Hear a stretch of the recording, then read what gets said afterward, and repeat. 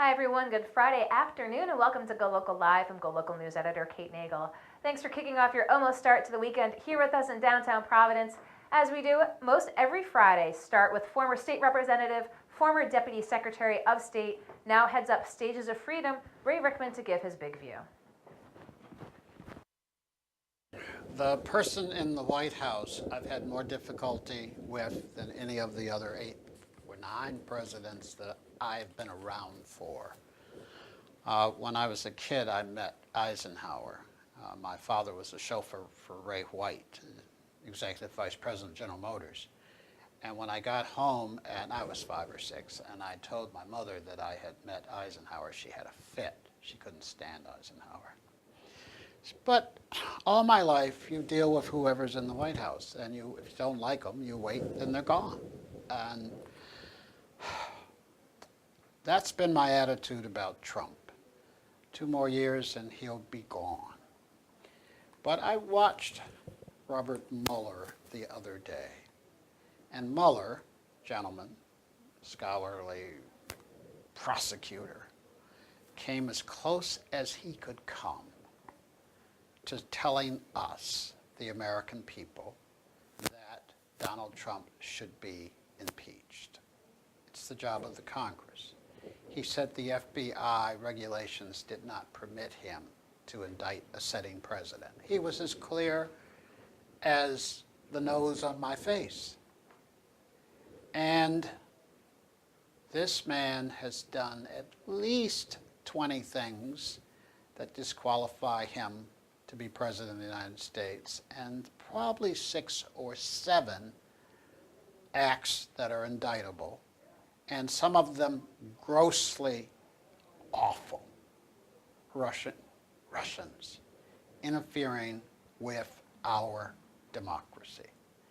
Now, sometimes because we're worried about our taxes and our children's schooling and the like, we don't stop and pause and think about the decline of democracy and how it starts. Now, I study German history a bit, and I watched the coming of Hitler. I've read 10 books on it. It's fascinating how you actually get elected. Now, coups come because you gradually do a whole bunch of things to eliminate the existing order. For instance, Trump has just told his FBI director that he can interfere, I'm keeping this simple, time short, with the Secret Service and the intelligence agencies. Never in the history of America has this happened. This is another one of these 20 awful things that Trump is in the process of doing. And never mind eroding America's standing in the world. That's a big one. It's not an indictable offense, but it may be impeachable. Now, I've calculated that Richard Nixon did about 5, 6, 7% of what Trump has done. And Richard Nixon got impeached by the House and would have been removed by the Senate. The numbers were there, both Republicans and Democrats. And then we come to Bill Clinton, who probably has done 4%, 3% of what Trump has done, and did not embarrass the nation. He only embarrassed himself. He wasn't hanging out with foreign governments or taking funds, money, probably bribes, that he shouldn't be taking. Clinton did something he had no business doing, and then he lied about it. And the offense was probably not impeachable. The lying probably shouldn't have been impeachable, but that's my opinion. When you mess with a democracy, which is what Nixon did, and he did 6, 7% of the messing with the democracy that Trump is doing, you need to be removed from office.